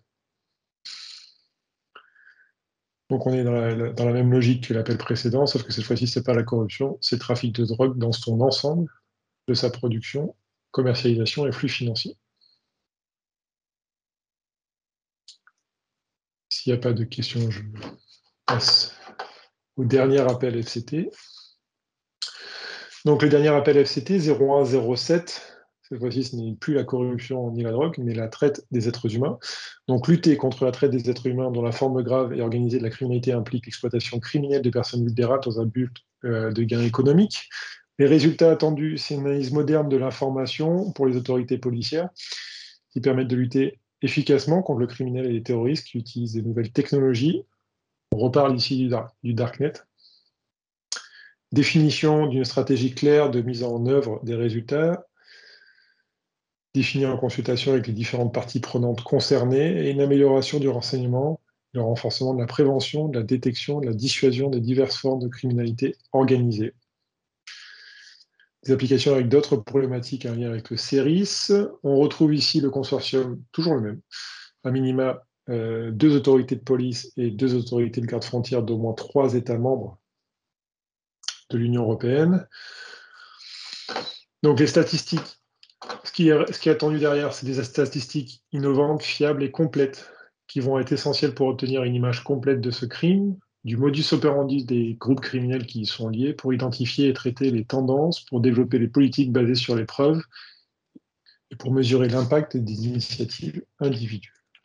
Il convient également de mettre au point des moyens technologiques innovants fondés sur le renseignement pour détecter, suivre et perturber les activités liées à la traite des êtres humains, notamment sur le darknet. Et les activités proposées viseraient également à contribuer à la lutte contre la culture de l'impunité en renforçant la capacité des autorités policières à détecter les délits de traite, les auteurs présumés et les victimes, et ainsi de perturber le modèle commercial et d'établir la responsabilité de toutes les personnes impliquées dans la chaîne de la traite des êtres humains. C'est un appel à 5 millions d'euros, une IA avec un TRL attendu entre 6 et 7, et là aussi une synergie avec le domaine des sciences humaines et sociales. C'est le dernier appel sur le FCT, Fighting Crime Terrorism. Est-ce que vous avez des questions avant qu'on passe sur les prochains appels, Border Management?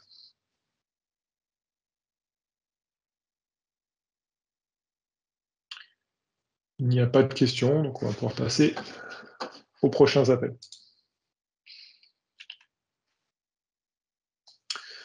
Alors, Border Management, tout ce qui est la protection des frontières.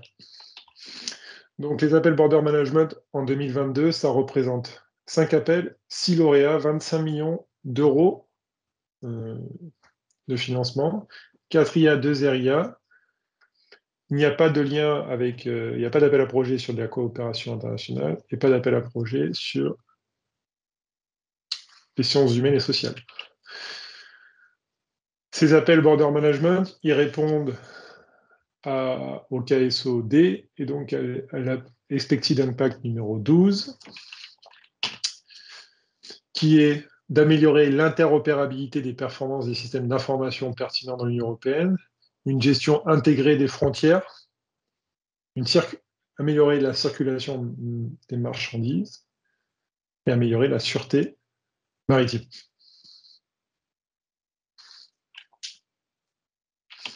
Alors les défis, ils sont nombreux.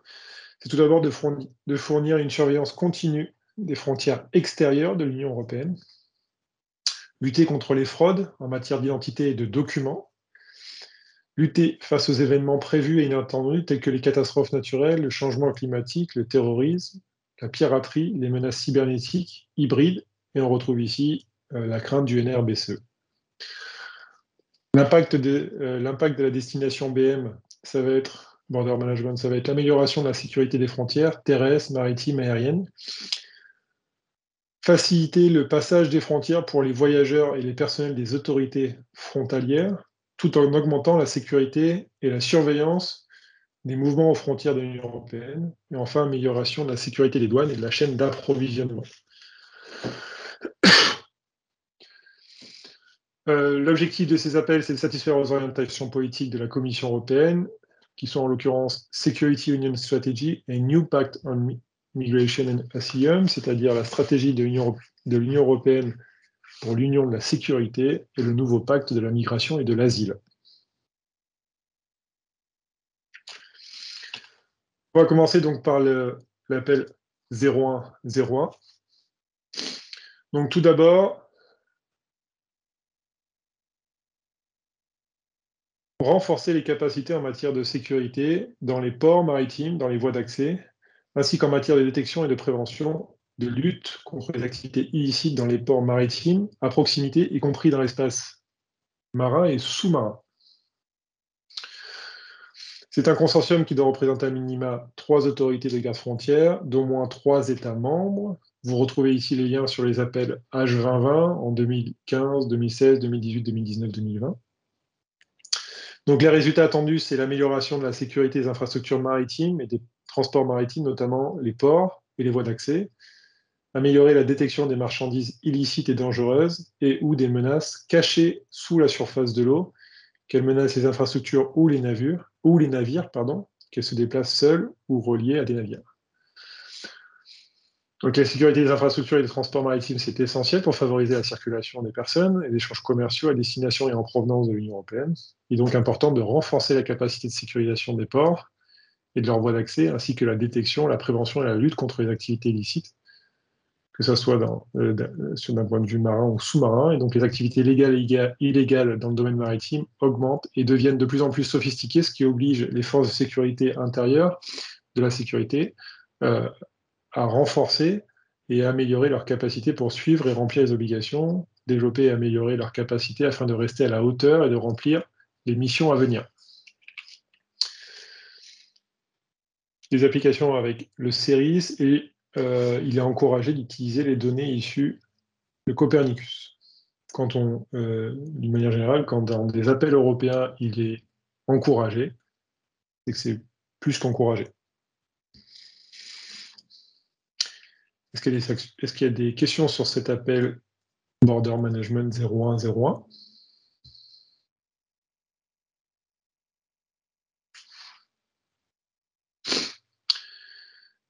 Alors, comment trouver des partenaires français pour ce type de projet? Merci pour votre question, monsieur Delabjean. Eh bien, alors, l'objectif, c'est pas l'objectif de la réunion d'aujourd'hui, mais on vous présentera un agenda juste après, où justement vous pourrez faire vos propositions et venir déjà renseigner des fiches d'information concernant le type de partenaire que vous souhaitez trouver en France, pour qu'on puisse essayer de vous aider là-dessus. Et également, on fera des sessions de travail où vous pourrez présenter votre projet et où toutes les personnes qui sont intéressées par ces appels-là seront présentes. Est-ce que ma réponse vous convient? Que j'ai répondu à votre question?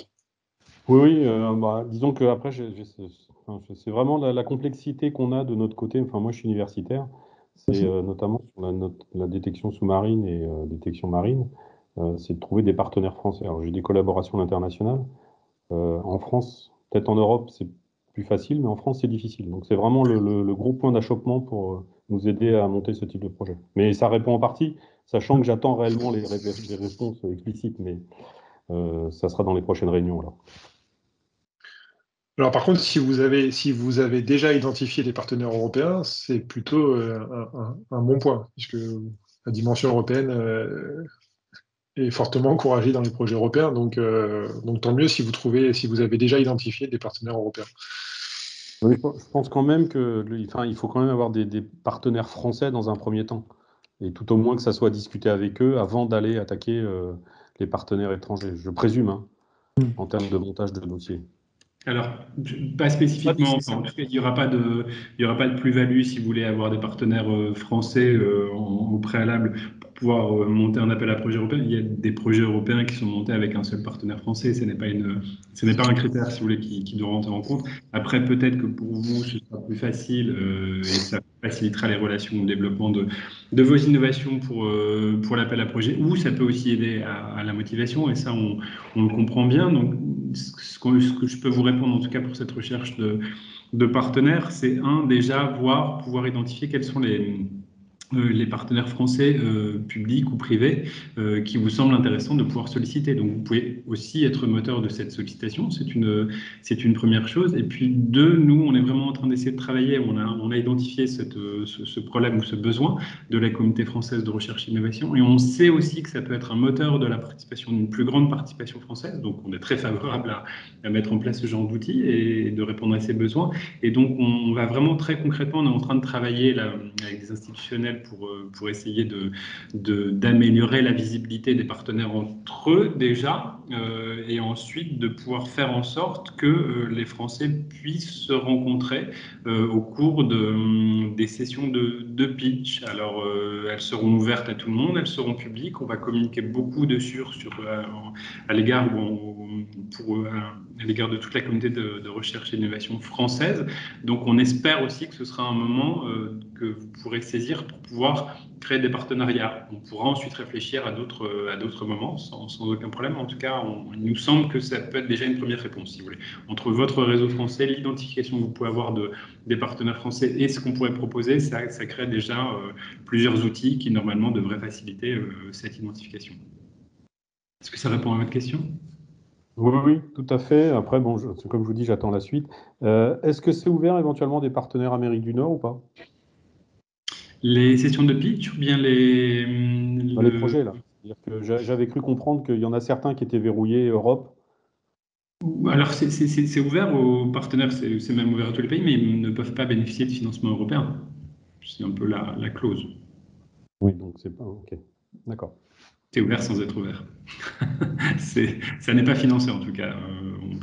L'Union européenne finance des appels à projets qui répondent aux besoins de l'Union européenne, de la Commission européenne, et donc ne va pas financer des recherches qui pourraient être par ailleurs financées par d'autres pays, notamment en Amérique du Nord, qui ne sont pas sous-dotés en termes de financement pour la recherche et l'innovation.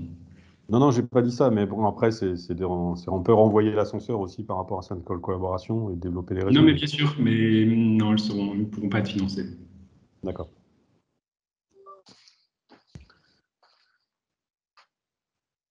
Alors, une question.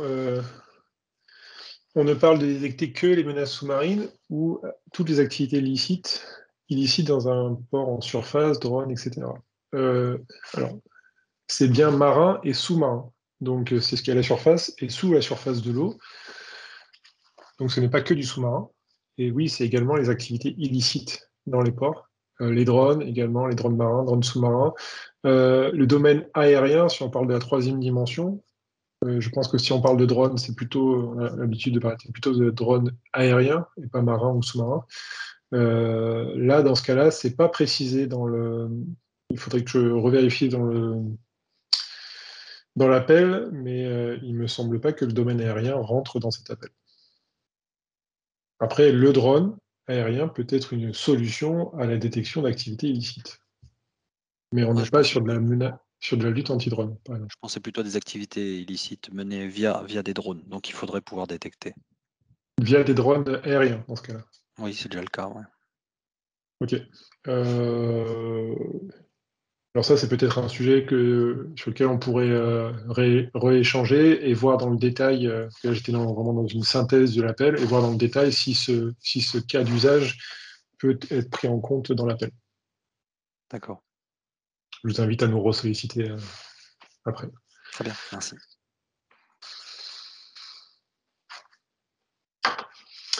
Alors on continue. Appel 0102. Alors, renforcer les capacités de prévention, de détection et de réponse des défis posés par la sécurité et la fiabilité de la gestion d'identité et des documents d'identité et de voyage dans un contexte de contrôle aux frontières et de contrôle de police. Donc, on est vraiment sur les pièces d'identité, les documents. Donc, il y a des nouveaux défis en matière de gestion de sécurité d'identité, des documents de voyage. Les solutions, elles devront donc permettre de nouvelles capacités tout en garantissant à la fois la confidentialité et la sécurité de l'identité. Le futur système d'identification électronique devra en préserver les paramètres clés tels que la gestion d'identité, la sécurité, la productivité, la gestion de l'identité efficace, la convivialité, la confiance et la confidentialité et la protection des données. Donc le résultat attendu, c'est améliorer les capacités de la gestion des frontières et des services répressifs en matière d'identification des citoyens, d'utilisation des documents d'identité, de voyage, et des justificatifs d'identité dans le cadre de contrôle aux frontières et de contrôle de police, améliorer les capacités dans la gestion des frontières et des services répressifs à défendre la gestion des identités et les documents crédits contre les attaques visant à sécuriser et les tentatives de falsification des données biométriques, et améliorer les connaissances pour les approches européennes des futurs systèmes de gestion d'identité et de la sécurité des documents. Donc justement, cette dimension européenne, c'est un point important puisque l'objectif de cet appel, c'est que ça s'intègre dans la future évolution du système européen EIDAS, qui est Electronic Identification, Authentication and Trust Services. On est sur un appel à 6 millions d'euros en IA avec un TRL assez élevé, 7 à 8. Et le consortium doit regrouper 2 autorités frontalières et 2 gardes-côtes, plus 2 autorités de police d'au moins 3 États membres. Donc là, on est plutôt sur un sujet de contrôle des documents et de contrôle d'identité.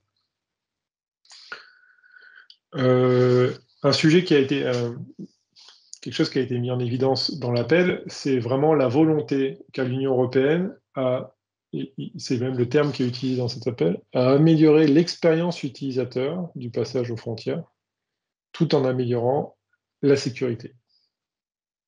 Donc on veut faire en sorte que ce soit plus facile et en même temps que ce soit plus sûr.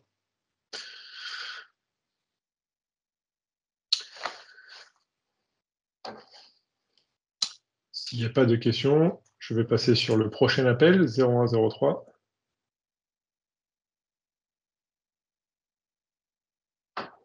Alors, Monsieur Roch, cela inclut-il l'usage de moyens de reconnaissance biométrique via les caméras? Oui, bien entendu. Ça peut être un cas qui est envisagé. Après, tout ça rentre dans l'aspect réglementaire, dans l'aspect l'utilisation des caméras, donc derrière tout ce que ça implique, mais oui, bien sûr, c'est possible. Merci. Il n'y a pas de contrainte d'utilisation des caméras.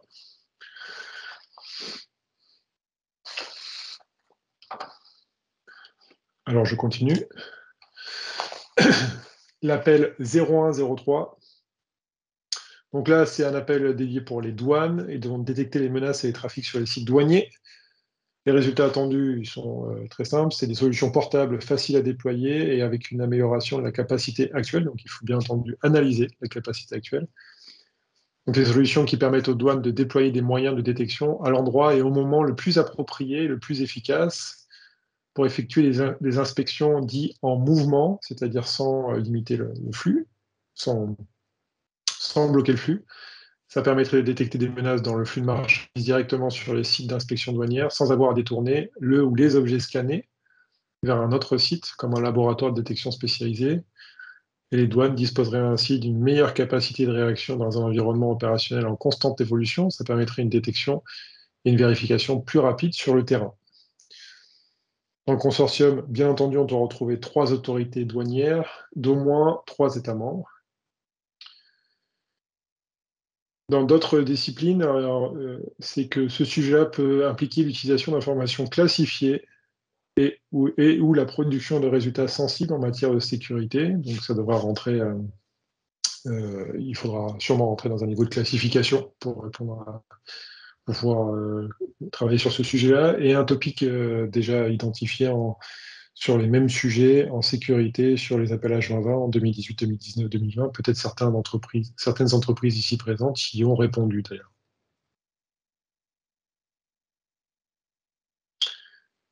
Deux projets de 3 millions d'euros, une IA avec un TRL de 7 à 8. Est-ce qu'il y a des questions sur cet appel ?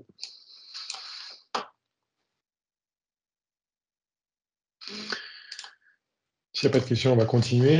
Et donc, on va terminer sur les 2 derniers appels. Alors, les 2 derniers appels, en fait, ce sont des appels innovants d'un point de vue d'Horizon Europe, d'un point de vue de l'Union européenne.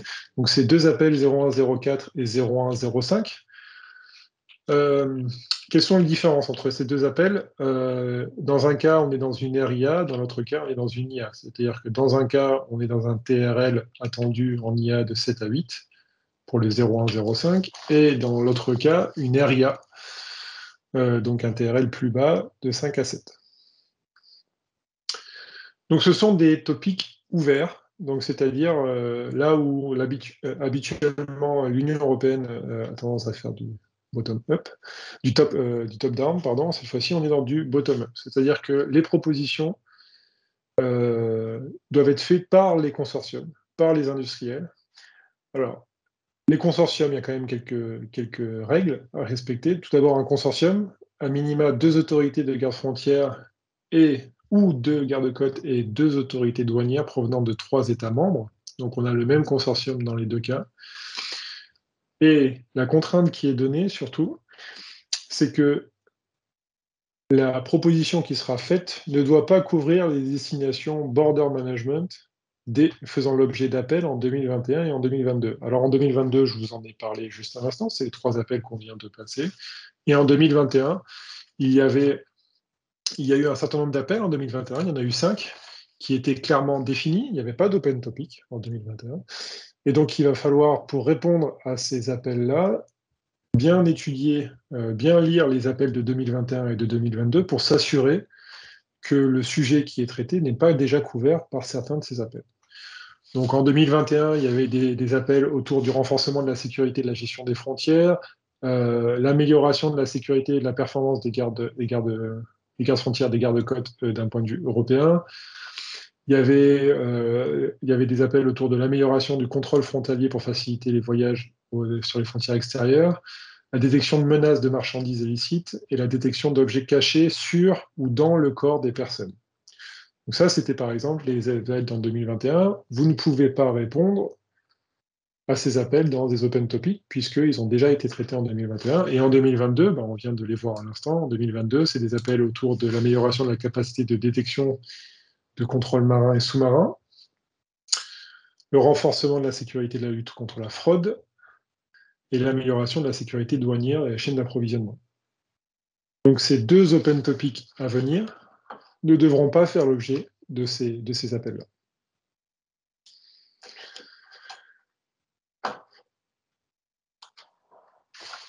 On arrive donc on est arrivé ici aux derniers appels, donc 01, 04 et 01, 05, qui sont des open topics. Avant de passer sur le témoignage de Michel Kotsuki de la société Idemia, qui a répondu à des appels Border Management en 2020. Est-ce qu'il y a des questions ? Sinon, on va pouvoir commencer l'interview.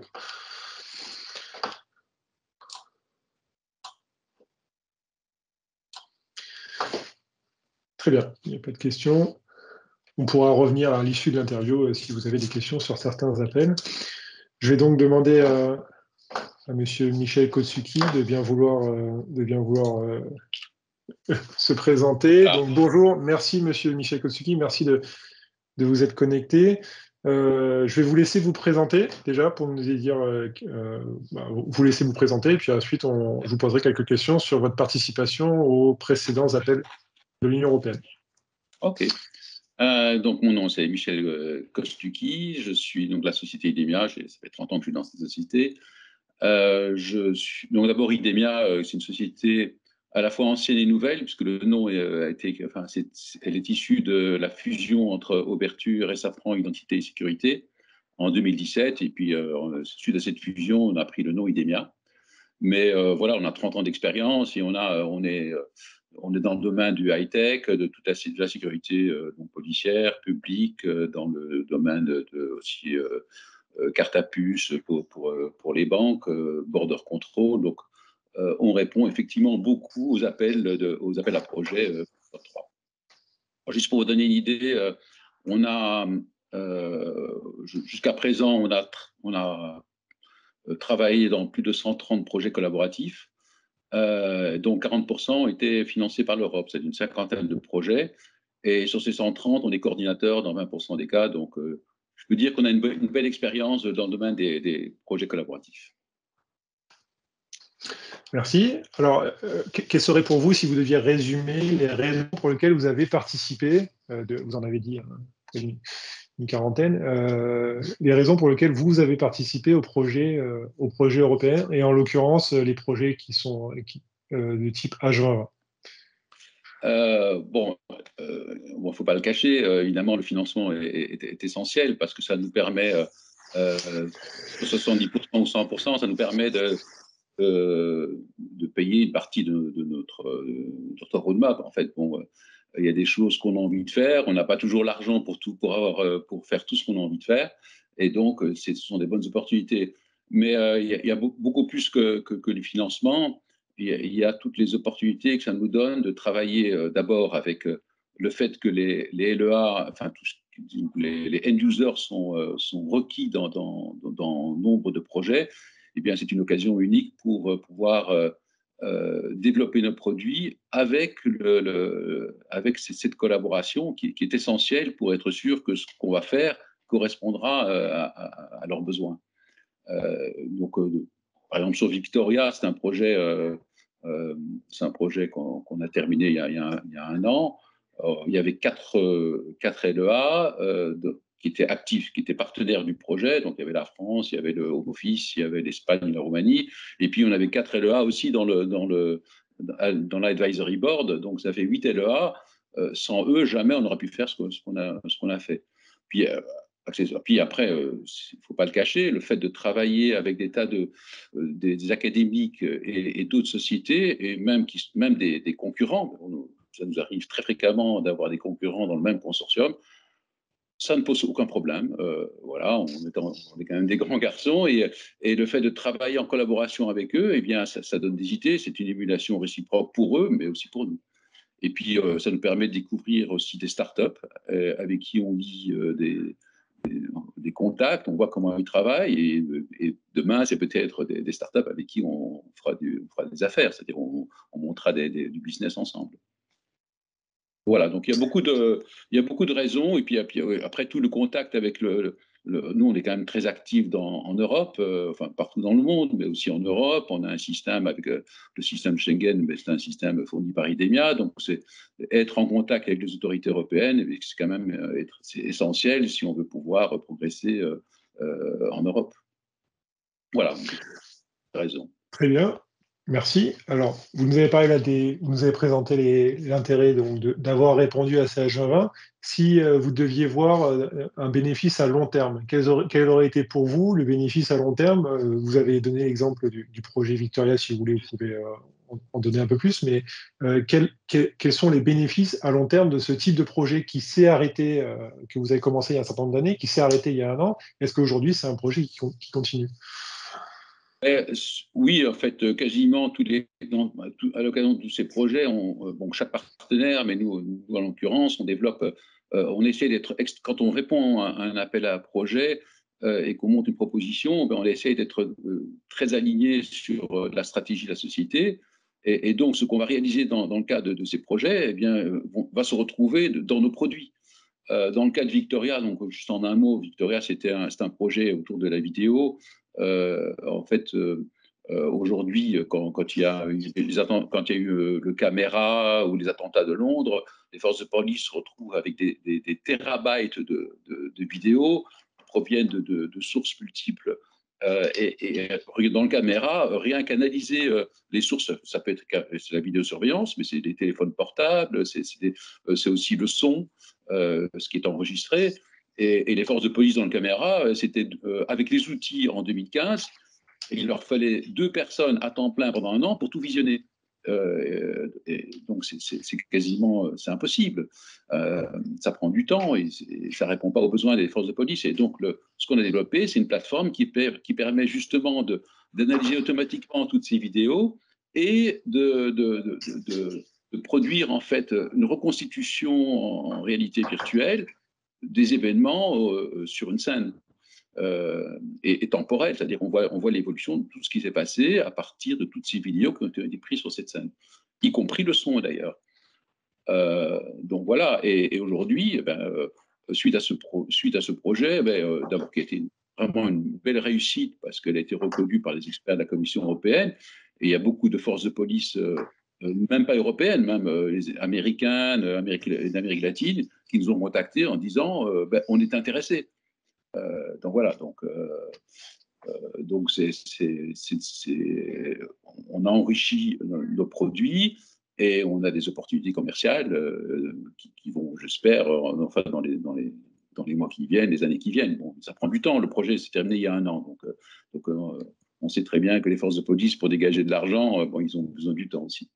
Mais voilà, donc c'est des tas de c'est technologique, et puis je crois qu'on n'a jamais même si on avait l'argent en interne pour faire ce projet, il n'aurait jamais eu cette réussite parce qu'on n'aurait pas eu accès à tous ces LEA. On a eu 4 LEA qui ont participé activement à ce projet et qui ont pu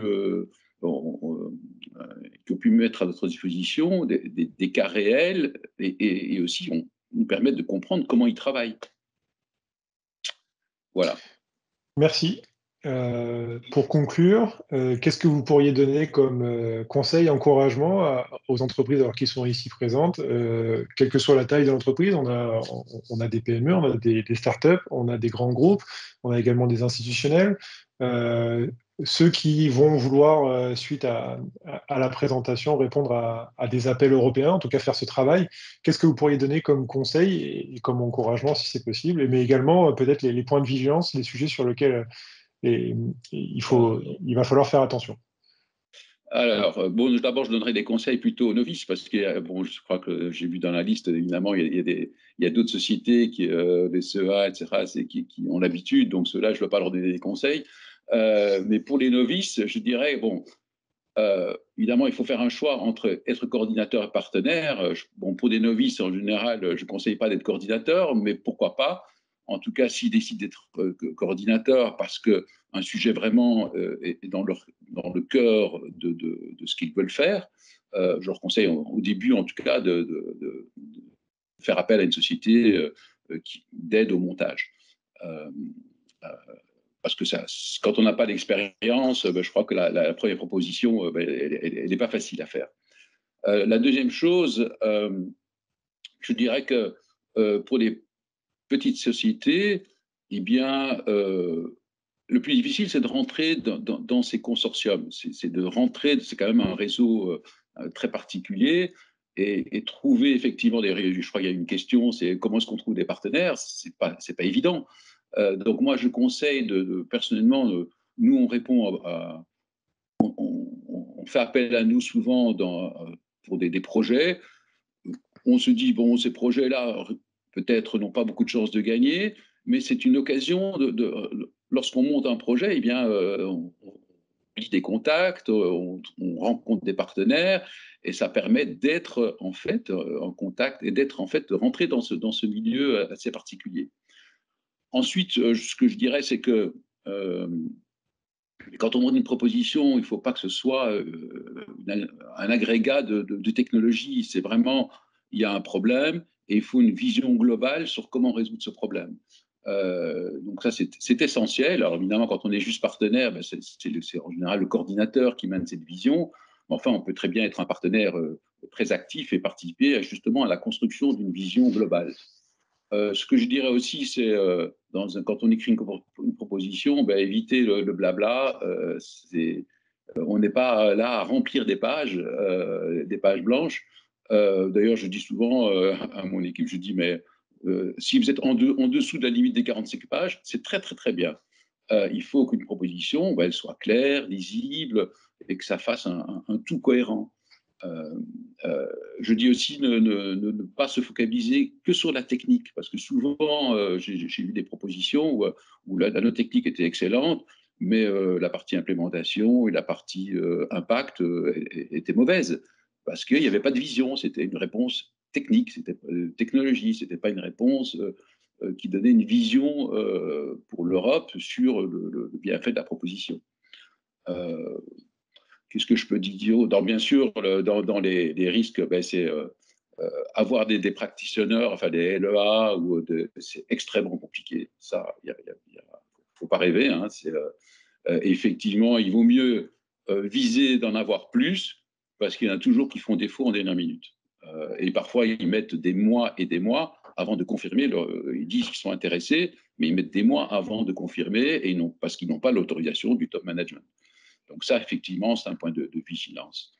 Deux derniers conseils, je dirais, à la fois dans le montage et à la fois dans la réalisation, ben, soyez irréprochables, soyez professionnels.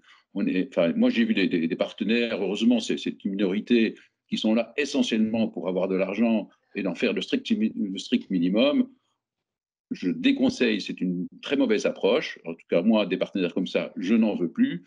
Et si vous êtes irréprochable et si vous êtes vraiment solidaire avec le consortium et que vous participez, eh bien même si vous perdez votre proposition, les partenaires qui vous ont apprécié vont vous faire appel à vous pour notre proposition. Et c'est une manière de rester dans ce circuit en étant bon, quoi. Et puis le dernier conseil, ben, je dirais que n'hésitez pas à faire appel au PCN. Nous, ça nous arrivait dans le passé d'avoir des problèmes juridiques avec la Commission. On a eu 2 fois des problèmes de type juridique. Eh bien, les PCN nous ont aidés, les problèmes se sont résolus. Et puis, on fait appel au PCN aussi quand on a des questions sur comment lire un appel à projet. Eh bien, je trouve qu'ils sont souvent de bons conseils. Voilà. Merci Monsieur Kostuki. Merci beaucoup pour votre témoignage. On va maintenant passer à la fin de notre support de présentation. Et puis, la dernière phrase sur les PCN, elle n'a pas été télécommandée, hein, c'est moi qui l'ai rajoutée. Je l'ai dit à tous les auditeurs. Non, vraiment, j'apprécie beaucoup votre travail, donc je voulais le dire. Merci beaucoup, Monsieur Kostuki. Alors, pour vous parler des prochaines étapes de l'agenda, la prochaine présentation sera faite par mon collègue Frédéric Perlan le 4 février de 10h à 11h30. J'ai un peu de retard concernant, j'ai 8 minutes de retard. Sur les appels Increase Cybersecurity, Resilient Infrastructure et Support Security and Research Innovation. Donc, n'hésitez pas à vous connecter à ces appels si vous êtes intéressé, à ce webinaire si vous êtes intéressé. Et si vous souhaitez intervenir dans des pitchs de sessions qui seront réalisés selon les appels, et en l'occurrence les appels qui nous concernent aujourd'hui, c'est-à-dire les appels FCT et BM, ces pitchs auront lieu le 17 mars de 10h à 11h30. Donc là, c'est un moment où vous serez amené à présenter ceux qui souhaitent présenter leur consortium et ou soit venir en tant que candidat, soit venir en tant que recruteur, pour avoir de nouveaux membres de votre consortium. Donc ça aura lieu le 17 mars de 10h à 11h30 pour les appels Fighting Crime Terrorism et Border Management. J'ai également mis les sessions de pitch de mes collègues qui auront lieu le 10 mars pour les appels DRS et le 23 mars pour les appels ICRI, SSRI. Une question, savez-vous quand la thématique de la radicalisation sera traitée dans ce cluster? Est-ce que mes collègues PCN ont la réponse sur le sujet de radicalisation? Alors, pardon, quelle est la question? Oui. Savez-vous quand la thématique radicalisation sera traitée dans ce cluster? Donc dans le cluster 3, les sujets de radicalisation, il me semble qu'ils sont traités plutôt en SHS, plutôt dans le cluster 2. C'est pas vu, il n'y a pas de sujet, nous on est sécurité civile. Alors, si je peux juste préciser ma question, en fait, la radicalisation, on peut la voir soit dans le processus de radicalisation, donc on est d'accord, a plutôt attrait à la SHS et qu'on retrouvait dans H2020, dans le défi sociétal SHS, du coup. Mais après, il y a aussi le côté radicalisation en lien avec la santé. Et donc, j'ai notamment des chercheurs dans l'université qui travaillent sur la radicalisation dans les prisons. Donc, une fois que la radicalisation est faite, la gestion de la radicalisation du point de vue sécurité. Et donc, dans le défi sociétal sécurité dans H2020, il y a eu des topics, tout particulièrement en 2019 et 2020, qui avaient attrait justement à ce côté radicalisation, mais côté sécurité. Et donc, c'était pour savoir si vous aviez eu donc thématique qui manque dans le Work Programme 2021-2022 du Cluster 3, et c'était pour savoir si vous aviez eu vent, notamment si certains d'entre vous sont dans le GTN, si vous aviez eu vent d'un futur attrait pour cette thématique dans le Cluster 3 sécurité prochainement. Sachant que moi, les chercheurs dans lesquels j'accompagne, c'est principalement sur le côté gestion de la radicalisation une fois qu'elle est déjà établie, pas sur le processus de radicalisation.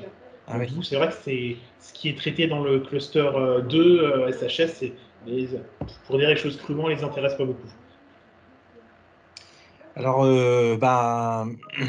effectivement, il y a parfois des allusions à la radicalisation qui sont effectuées dans le programme de travail, mais pas directement.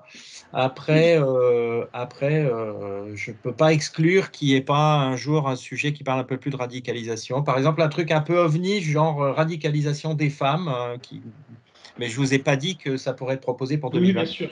Oui, d'accord. Oui, donc pour l'instant, il n'a pas été question d'avoir un topic spécialisé dans la radicalisation, comme il y a pu y avoir dans l'horizon 2020. Je veux dire, radicalisation des femmes, ça me surprend un peu, mais voilà, radicalisation féminine, je ne sais pas si vous travaillez là-dessus, mais... S'il y a moyen de caler les prisons, ils ont autorité pour intervenir dans les prisons pour femmes, donc pourquoi pas. Si vous me dites que ça a été évoqué, pourquoi pas. Ça pourrait arriver, mais là, on est vraiment dans les phases tout début, donc les choses peuvent beaucoup changer, mais ça pourrait venir en 2024. D'accord, ok. Écoutez, je garde ça dans un coin de ma tête, et puis du coup, j'attendrai les premiers drafts qui, j'imagine, vont bientôt arriver, devraient bientôt être disponibles, j'imagine. Là, vous êtes dans le GTN ou pas? Alors non, je suis pas dans le GTN, mais c'est vrai qu'après, je fais partie des... moi, je suis chargé de projet européen, donc j'accompagne les chercheurs, et donc après, je fais partie du groupe correspondant Europe, et puis j'interviens aussi avec la CPU, donc nouvellement appelée France Europe. Donc c'est vrai que du coup, on arrive à avoir accès au draft pour justement pas les communiquer, mais justement pouvoir rechercher, faire de la détection, et puis travailler le plus en amont possible avec les équipes de chercheurs pour préparer les propositions, pour préparer les dépôts. Parce que c'est vrai que si on attend la publication officielle, 3 mois pour mettre en place un consortium et déposer un projet, c'est pas jouable. Si vous voulez en parler un peu plus, contactez-moi en direct. Là, on ne va pas pirater la réunion. Ok. Je vous remercie. Merci. Alors, il y a une question de M. Bolabjian. Quand pouvons-nous nous inscrire pour les sessions de pitch? Rassurez-vous, là, donc, on termine cette semaine l'ensemble des webinaires. Donc, vendredi prochain, on a un webinaire de mon collègue le 4 février. Et à l'issue de ces webinaires, vous recevrez, de la même manière que vous avez reçu les inscriptions pour les webinaires, vous recevrez les inscriptions pour les sessions de pitch. Et on vous donne déjà les sessions de pitch. Donc, vous recevrez un email sur ce sujet. Je terminerai par ce dernier slide pour vous rappeler à ceux qui sont intéressés, ceux qui n'ont pas encore vu l'information sur Internet, qu'aura lieu le SRE, le Security Research Event, à Paris le 1er et le 2 mars à la Cité de la Science. Et donc, l'édition 2022, elle explorera comment la recherche en matière de sécurité contribue à la résilience globale de notre société face à une catastrophe et une crise. Elle mettra en avant les meilleures pratiques identifiées lors de la crise de Covid 2019 à partir de ce point de départ et examinera comment la recherche et la sécurité a aidé et continuera d'aider l'Europe à être mieux préparée à répondre à ce type de situation. Géraud, tu veux ajouter quelque chose? Oui, conformément aux nouvelles règles sanitaires, le SRE a bien lieu, sans jauge, avec alimentation sur place, donc n'hésitez pas. C'est une chance qu'on puisse l'organiser comme ça dans le cadre de la présidence française. Voilà, c'est une chance de pouvoir ramener le SRE chez nous. On a voulu un événement qui est large, qui est ambitieux, donc il y aura une grande capacité d'accueil. Donc surtout, inscrivez-vous et n'hésitez pas à venir. Vous aurez une bonne partie de la communauté qui viendra. Ce sera une super occasion. Ça fera quasiment 2 ans et demi que les gens qui déposent les projets en sécurité ne se seront pas vus en physique. Donc c'est vraiment, oui, une occasion de rencontre inouïe. Merci, Géraud. Madame Naudet, pouvons-nous récupérer les présentations? Merci. Oui, à l'issue de la réunion, vous recevrez tous par mail le support de présentation qui intègre notamment, comme je vous ai expliqué, tous les liens hypertextes pour venir pour racoler aux détails des appels européens. S'il n'y a pas d'autres questions, de toute façon, je reste en ligne encore un quart d'heure. Je vous remercie à tous pour votre participation. Je remercie également mes collègues du PCN d'avoir assuré, d'avoir fait le job sur les questions sur lesquelles je n'avais pas les réponses. Merci à tous. Je vous souhaite une bonne journée et je vous donne rendez-vous vendredi prochain pour les appels de mon collègue sur les sujets de cybersécurité et SSNIC. Merci à tous. Merci Jean-Florian, merci à toutes et à tous. Merci Jean-Florian.